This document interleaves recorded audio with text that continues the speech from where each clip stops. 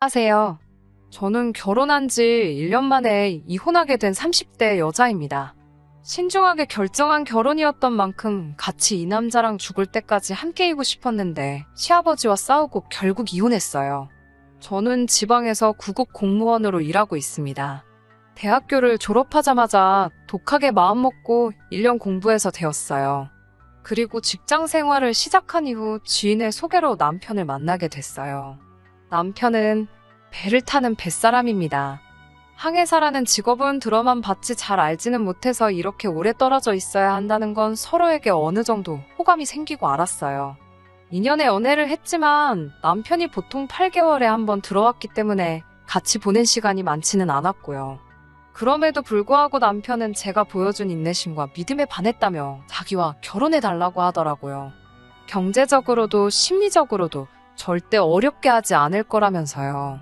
친정 부모님은 그래도 부부가 붙어 살아야 되는데 그렇게 오래 떨어져 있으면 서로 안 좋다고 달가워하지 않으시더라고요.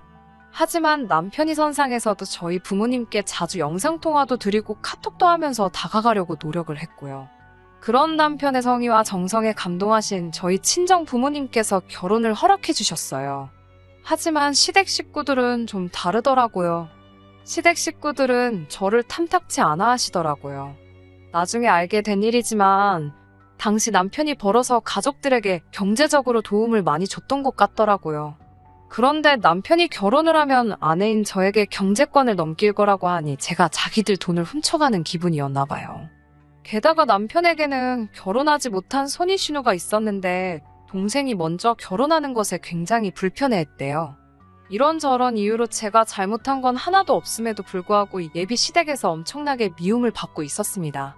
하지만 그런 상황에도 불구하고 남편은 저와 결혼하겠다는 의지를 굽히지 않았고 자식 이기는 부모 없듯 결국 저희는 부부의 연을 맺게 되었습니다.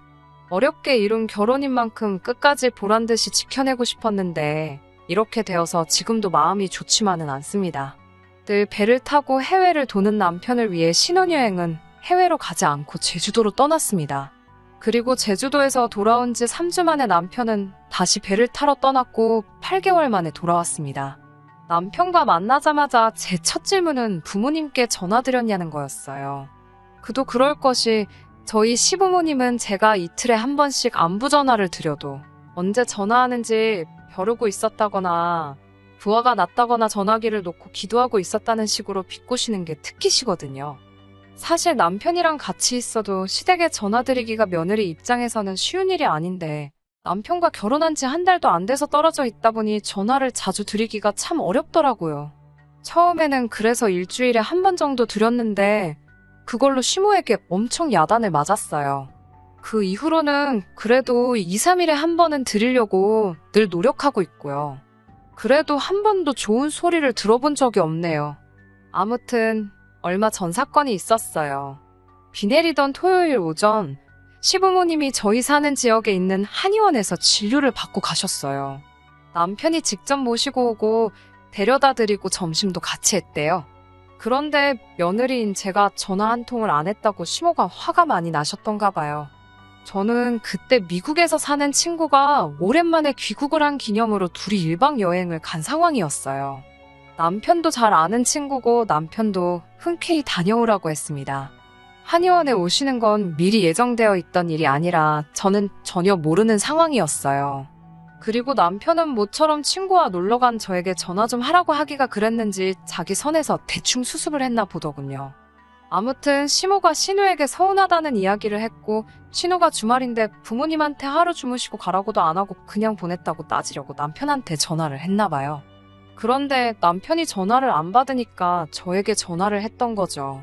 제가 안녕하세요 형님 이라고 전화를 받자마자 안녕 같은 소리 하네. 난 안녕하지 못하고 네 남편 전화 안 받는데 너님은 대체 어디세요? 라고 빈정대더라고요. 제가 당황해서 네, 저 지금 바뀐데 라고 말을 하자 바뀐 데는 반말이고요. 말 끊어먹지 말고 똑바로 하세요라며 저를 다그치더라고요. 그래서 저도 도대체 갑자기 왜 그러시는데요? 라고 물었죠. 그러자 내가 너님 남편하고 통화를 해야 하는데 전화를 안 받으니까 그런데요. 그러면서 언제 집에 들어가서 확인할 수 있냐고 따지듯 묻더라고요. 그래서 저는 일이 있어서 내일이나 돼야 들어간다고 말했죠. 그러자 너님 남편은 너님 산책 갔다던데 또 다른 소리를 하네. 아주 웃기는 애들이야. 라며 전화를 딱 끊더라고요. 그러고 나서는 바로 1분도 지나지 않아 시아버지한테 전화가 왔습니다. 이미 좋은 소리 못 들을 걸 알았기에 내라고 조용히 대답하자 아이고 내가 네 신우에게 앞뒤 사정을 다 전달받았다며 내가 가슴이 콱 막힌다고 그러더군요. 그러면서 나는 네 부모가 도대체 너를 어떻게 가르쳤는지 뭐하는 사람들인지 참말로 궁금하다고 하더라고요. 거짓말하는 건 네 아버지를 닮았냐 아님 어머니를 닮은 거냐 그러시면서요. 부모님 이야기를 그렇게 하시니 저도 참을 수가 없어서 조근조근하게 아버님 제가 잘못했습니다만 그래도 부모님 얘기는 안 하셨으면 좋겠습니다라고 했어요. 그러자마자 시아버지는 바로 저를 제 이름 대신 입에 담기도 힘든 욕으로 바꿔 부르시며 소리를 지르셨어요. 어디서 그렇게 말대답을 따박따박 하냐며 그것도 네 부모한테 배워먹었냐고 그래요. 그러면서 너는 오랜만에 온 남편을 놔두고 여행을 가냐며 남편이 가라고 네 등을 떠밀어도 안 간다고 버텼어야 된대요. 그러면서 저더러 제 대가리에 머리 대신 똥이 들어있으니 생각이란 걸 똑바로 하질 못한다고 하시더군요. 그러더니 아주 얼굴은 쳐들고 네가 뭐 그렇게 잘났냐고 혼자 생난일을 치시다 전화를 끊으셨어요. 정신이 쏙 빠져있는데 이번에는 남편한테 또 전화가 오더라고요. 시아버지가 원래 욱하는 성질 있는 것 너도 알지 않냐면서 자기가 수습한다고 잘하겠다고 하더라고요. 친정 어머니한테 이 이야기를 전하니 친정 어머니도 어른들이 원래 잘 안 바뀐다고 그냥 가서 듣고 있다가 죄송하다 노력하겠다 하고 나오라고 하시더라고요. 억울했지만 친정 어머니 조언을 마음에 새기고 여행에서 돌아오자마자 시댁으로 향했습니다. 그래서 시댁에 도착하니 대뜸 시아버지가 그래 네가 여행을 남자랑 갔는지 여자랑 갔는지는 모르겠지만 다 이게 네 친정에서 너를 똑바로 못 가르친 탓이라며 시아버지가 저희 부모님을 따끔하게 혼내야겠다는 소리를 하시더군요. 듣고 있기가 너무 거북하고 화도 나고 미치겠더라고요. 신우가 저를 싫어해도 제가 먼저 다가가는 게 맞다면서 윗사람 섬길 줄도 모른다고도 하고 한마디 대꾸라도 하려다 친정 어머니가 그냥 듣고만 있으라 하신 말씀이 생각나서 참을 인자 몇 번을 가슴에 새기며 노력하겠다고 잘하겠다고 했어요. 그러자 말만 번지르르한 사람치고 잘하는 사람 본 적 없다고 그냥 그런 말뿐인 말 하지도 말라 하시더군요. 그래도 그나마 남편이 저 대신해서 그게 아니고 라며 해명이라도 할라 하니 시어머니는 어디서 빨래방망이 같은 걸 들고 와서는 남편을 패려고 하더라고요. 너는 내 아들도 아니라면서 내가 이 세상 뜨고 싶었다는 소리나 하시고요. 그러더니 대뜸 돈 관리는 누가 하냐고 물으셨어요. 제가 하고 있다니까 공무원 나부랭이가 그렇게 큰돈 벌어나 받냐면서 네가 뭔 재주로 관리를 하냐고 소리를 막 지르더라고요. 제가 남편한테 어떻게 좀 해보라는 식으로 눈치를 줬지만 결국 자기 부모님이라 그런지 강하게 못 나가더라고요. 그런 남편을 보고 있으니 나는 평생 이 언어폭력을 견디며 살아야 할 수도 있겠다 라는 두려움이 몰려오더라고요. 남편마저 저를 지켜줄 수 없다고 생각하니 더는 버틸 수가 없었고 그래서 자리를 박차고 일어났습니다. 그러자 저 싸가지 없는 게 어른 말 안 끝난 거 안 보이냐고 고함을 치시더군요. 제가 도대체 무슨 자격으로 저희 부모님을 욕하고 저를 비난하시냐고 저희 아직 혼인신고도 안 했고 하니 그냥 이 잘난 아들 돌려드리겠다고 데려가시라고 했어요. 엄밀히 말하면 우리 모두 아직 남남이니까 저한테 함부로 하지 마시라고요. 그리고 시아버지께 아버님부터 따님 교육 똑바로 시키라고 삿대질을 해대며 저도 악을 썼습니다. 나이값도 못하고 저렇게 이기적이니까 저 나이 먹도록 시집도 못 가고 사람 구실도 못한다고요. 그래도 저는 손윗사람이기에 인격적으로 대해드리고 존중해드리려고 노력했다고요. 그러자 어디 어른한테 삿대질이나 하냐며 한 대 칠 기세로 손을 올리더군요. 그래서 저도 시아버지 눈을 똑바로 쳐다보면서 저도 아버님 한 대 칠 수 있지만 참는 거라고 적당히 하시라고 했어요. 그러자 한 대 쳐라 하면서 아이고를 연발하시더군요.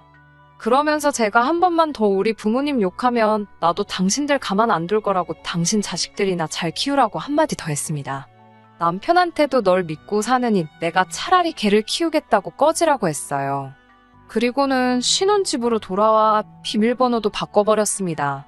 어차피 신혼집도 못 구한 상태라 저희 친정 어머니가 월세 주시던 빌라에서 일단 살고 있었거든요.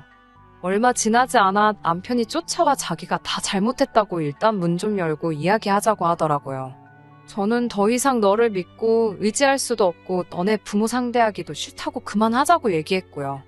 그 후에 저는 친정 부모님께 전화해서 있던 모든 일을 말씀드렸어요.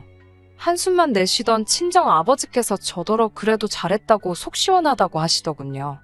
그리고 몇 시간 뒤 남편이란 자식이 와서는 자기가 일단 시부모님께 제가 반성하고 있고 와서 빌고라고 얘기했대요.